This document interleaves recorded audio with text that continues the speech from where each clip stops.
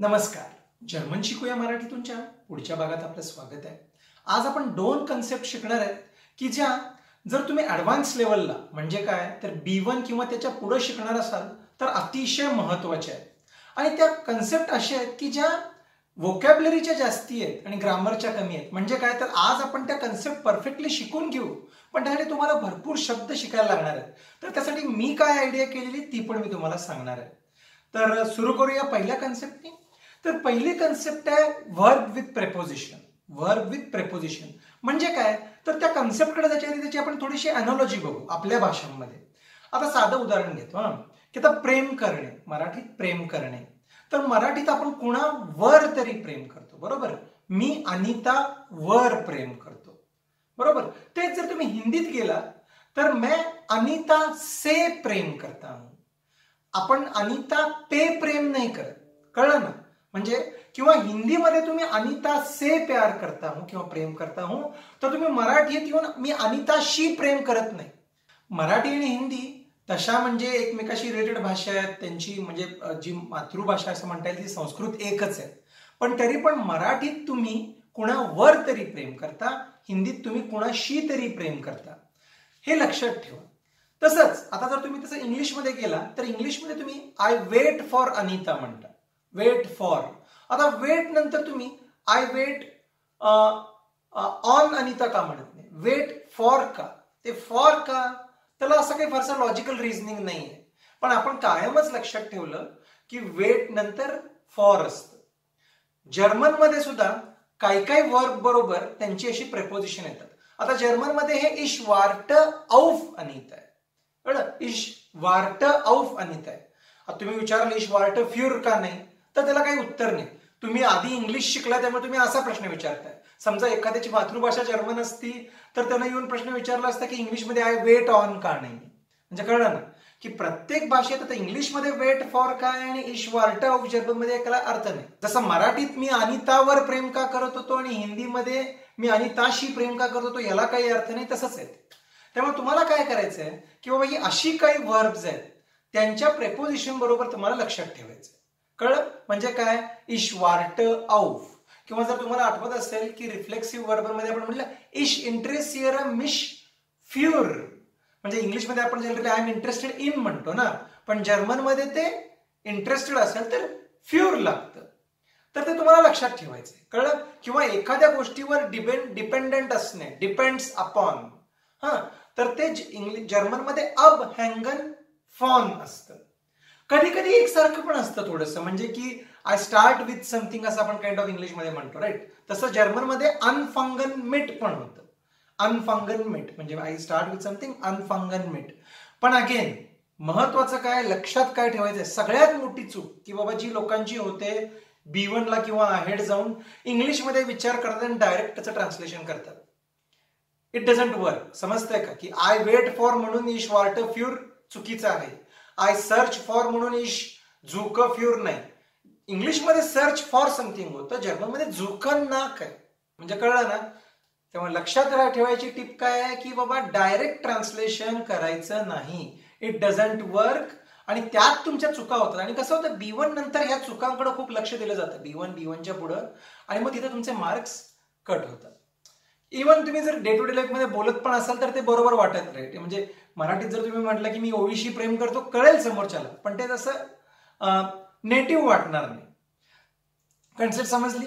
तर त्यासाठी मी काय केलं बघा की असं डायरेक्ट असं रट्टा मारला ना की बरेच लोक करतात. अनफॉर्च्युनेटली आपल्याला ती सवय आहे की बाबा एक असं टेबल लिहून घेतात आणि झोकन्नाक झोकन्नाक झोकन्नाक अभंगन पॉन अभंगन पॉन.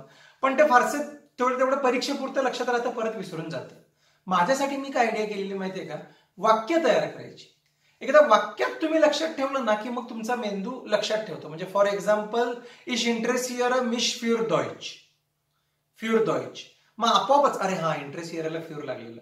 किंवा इश वार्ट ऑफ दायना अंटवॉर्ट, इश वार्ट ऑफ दायना अंटवॉर्ट, मी तुमच्या उत्तराची वाट बघतोय. मग डोक्यात राहतं अरे यार हा ते दायना अंटवॉर्टला वार्ट ऑफ वापरलेलं. आणि अगेन जेवढं तुम्ही डे टू डे लाईफ मध्ये यूज कराल, जेवढ्यांदा तुम्ही लिहाल तेवढं ते बरोबर होतच जाणार आहे. थोड्यांची लिस्ट मी इथं आता दिलेली आहे, खाली डिस्क्रिप्शन मध्ये मी आणखी खूप सारी दिलेली आहे. तर ती तुम्ही बघू शकताच आणि ती तुम्ही करायचा प्रयत्न करू शकता. मी म्हणेन दिवसाला एक, मी तर म्हणेन दिवसाला पण नाही, आठवड्याला 2 करा. पण जी कराल ना त्याची 4-5 वाक्य करा आणि हळूहळू येत जाईल ते. आता आपोआप मी जेव्हा हे करतोय माझं झुकननाक आपोआपच येतं, इश इंटरेस्ट हिअर एम इश फ्युर आपोआपच येतं. पण ते प्रॅक्टिस नाही येणार आहे. लक्षात ठेवायची टिप काय की बाबा डायरेक्ट ट्रान्सलेशन नाही, वेट फॉर आहे म्हणून वार्टन फ्युर करायचं नाही. कन्सेप्ट सिंपल आहे, राईट. आता याच पुढचं थोडं व्हर्जन आणि अगदी महत्वाची कन्सेप्ट म्हणजे नोमेन वर्ब फेरबेंडुंगेन. नोमेन वर्ब फेरबेंडुंगेन म्हणजे काय बघा, अर्थ सरळ सिंपल आहे, नाऊन आणि वर्बचं कनेक्शन, की नाऊन आणि वर्ब एकत्र घेऊन.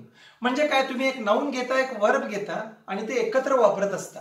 कधी कधी काय होतं त्याचा अर्थ पूर्णपणे वेगळा होतो. आता हे शिकायसाठी ना आपण मराठीतली एक वाक्प्रचार कन्सेप्ट आहे ती आपण वापरू. आता मराठी वाक्प्रचार, आता तुम्हाला म्हणजे हे थोडं गमतीदार आहे की आता फॉर एक्झाम्पल की आता मराठीत आपण म्हणतो की मराठीत सुद्धा वाक्प्रचार म्हणजे काय की बाबा 2 आपण शब्दांचा समूह असतो, की 1, 2 किंवा आणखी शब्द असतात आणि त्याचा जो अर्थ होतो तो कधी कधी एक्झॅक्टली सेम नसतो. पण म्हणजे फॉर एक्झाम्पल डोळे उघडणे, माझे डोळे उघडले म्हणजे काय, आतापर्यंत मी डोळे झाकूनच चालायचो का, नाही, मला काहीतरी कळलं, मला माझी चूक उमगली, अशा अर्थानं डोळे उघडणे यांचा शब्दशः अर्थ आपण घेत नाहीये. डोळे अर्थ आईज होता, उघडणे ओपन होता. ज्यावेळी ते एकत्र आले त्यावेळी त्यांचा एक वेगळाच अर्थ तयार झाला. समजतंय? किंवा फॉर एक्झाम्पल हात टेकले रे बाबा तुझ्या समोर, हात टेकणे, खरोखर जाऊन तुम्ही त्यासमोर हात टेकत नाही किंवा बाबा तुझंच खरं असं मान्य केलं मी. हे सगळे वाक्प्रचार आहेत. सिमिलर कन्सेप्ट आहे नोमेन वर्ब फेरबेंडुंगेन. काही उदाहरणं बघू. काही अगदी आपल्या भाषांसारखी आहेत किंवा काही लगेच करण्यासारखी आहेत. For example eine große Rolle spielen किंवा eine wichtige Rolle spielen म्हणजे काय, it plays an important role. सोपं वाटतं, समजायला अगदी सोपं आहे की करण्यासारखी आहे. किंवा Ausar zweifeln stehen. Ausar zweifeln stehen म्हणजे काय, यात का वादच नाही रे, एकदम हे तर खरंच आहे. किंवा auf dem Standpunkt stehen म्हणजे काय, ich stehe auf dem Standpunkt आपण बघितलेलं की मी या मुद्द्यावर ठाम आहे की. किंवा die Verantwortung tragen. die Verantwortung tragen म्हणजे काय की एखाद्या गोष्टीची जबाबदारी घेणे, एखाद्या गोष्टीची जबाबदारी आपल्याला घ्यावीच लागेल बाबा. angst machen, अरे यार मला याची भीती वाटते, get frightened. ही अशी काही आहेत ना, हे त्यांची नोमेन वर्ब फेरबेंडुंगन्स आहेत. ओके, आता सगळ्यात महत्वाची गोष्ट लक्षात ठेवा, आपण त्याची थोडी उदाहरणं, मी ते कसं लक्षात ठेवायचं मी सांगणारच आहे. सगळ्यात महत्वाची गोष्ट म्हणजे डायरेक्ट ट्रान्सलेशन, स्वतःची नवीन नोमेन वर्ब फेरबेंडुंगेन करायची नाहीत. परत एकदा होतं काय माहितीये काय, माझं हिंदी स्वतः कच्चं आहे, त्यामुळे कधी कधी बोलता आपण बरेच जण करतात किंवा मराठीतला आहे असा वाक्प्रचार तुम्ही हिंदीमध्ये नुसतं वर्ड टू वर्ड ट्रान्सलेशन करून वापरायला बघता आणि त्यातनं थोडीशी कॉमेडी तयार होते. त्यामुळे महत्वाचं काय आहे की बाबा ही आपली मातृभाषा नाही, त्यामुळे स्वतःचे इन्व्हेंट करायला जायचं नाही.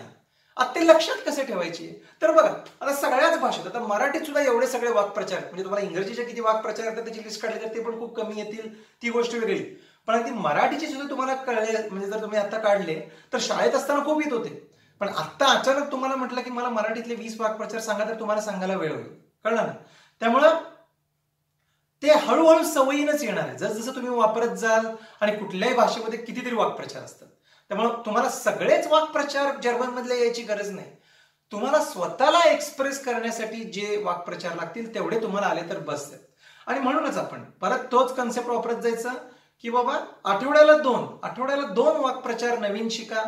ते एकदा तुम्हाला वाक्यात यूज करता आले, पुढे मूव्ह होणं, असे किती लागणार आहेत तुम्हाला, बरोबर. आणि पुन्हा एकदा आपली तीच आयडिया जी आपण वर्ब विथ प्रपोजिशनला केलेली, वाक्य तयार करा. वाक्य तयार केले की फायदा काय होतो की ते विसरत नाही. औसर zweifeln stehen म्हणजे यात काय वादच नाही, स्टेज बियॉन्ड डाऊट. तर कसं करायचं लक्षात काय ठेवू शकता, state Ausar zweifeln das Deutsch einfach ist. यात काय वादच नाही रे की जर्मन सोपी आहे. ओके. किंवा die Verantwortung tragen म्हणजे काय, जबाबदारी घेणे. तर त्याचं आपण मी स्वतःसाठी लक्षात ठेवलं की wir müssen die Verantwortung für unser Verhalten tragen म्हणजे आपण आपल्या वर्तणुकीची जबाबदारी स्वीकारली पाहिजे. किंवा Ich stehe auf dem Standpunkt, dass die Muttersprache wichtig ist. मी याच्यावर ठाम आहे की बाबा मदर टंग इम्पॉर्टंट आहे किंवा eine große Rolle spielen, plays an important role. Die Muttersprache spielt eine große Rolle in unserem Leben. तुम्ही वाक्य लक्षात ठेवली ना तर या फ्रेजेस लक्षात ठेवणं किंवा नोमेन वेर फेर्बेंडुंगन लक्षात ठेवणं सिंपल आहे. तर कन्सेप्ट समजली सगळ्यांना. किंवा नोमेन वेर फेर्बेंडुंगन म्हणजे काय की बाबा नाऊन आणि व्हर्ब मिळून येतात. कधी कधी त्यांचा अर्थ लिटरल असतो, त्यावेळी सोपं असतं, पण कधी कधी त्याचा अर्थ वेगळा होऊ शकतो. जसं आपण मराठीत म्हटलं डोळे उघडणे टाईप. तर त्यामुळे तुम्ही काय लक्षात ठेवा किंवा त्याचा अर्थ समजून घ्या आणि जेवढे तुम्ही तुमच्या वाक्यामध्ये वापराल तेवढं तुम्हाला B1 किंवा त्याच्या पुढच्या लेवलला किंवा तुम्ही एका वेगळ्या लेवलला गेल्यासारखं दिसेल. तर आज आपण 2 कन्सेप्ट शिकलो. कुठल्या? Verb with preposition. For example इश वॉल्ट आउफ. आणि दुसरं आपण आता शिकलो की बाबा नोमेन वर्ब फेर्बुंडंगन की बाबा औसर zweifelsstehen. तर मी म्हटलं तसं कन्सेप्ट अगदी सोपे आहेत. जसं आपण मराठीत किंवा इंग्रजीमध्ये करत होतो तेच आहे हे. फक्त काय की याला थोडीशी तुम्हाला मेहनत घ्यावी लागणार. परत सांगितलं तसं आठवड्याला एखादी 2 पण राहू दे, आठवड्याला एखादा वर्ब विथ प्रेपोजिशन परफेक्ट करा, एखादा नोमेन वर्ब फेर्बुंडंगन करा. 3-4 महिन्यात तुमचा पुरेसा साठा झालेला असेल. मला आशा आहे की तुम्हाला ही कन्सेप्ट नीट समजली असेल. आपण भेटूया पुढच्या भागात. धन्यवाद.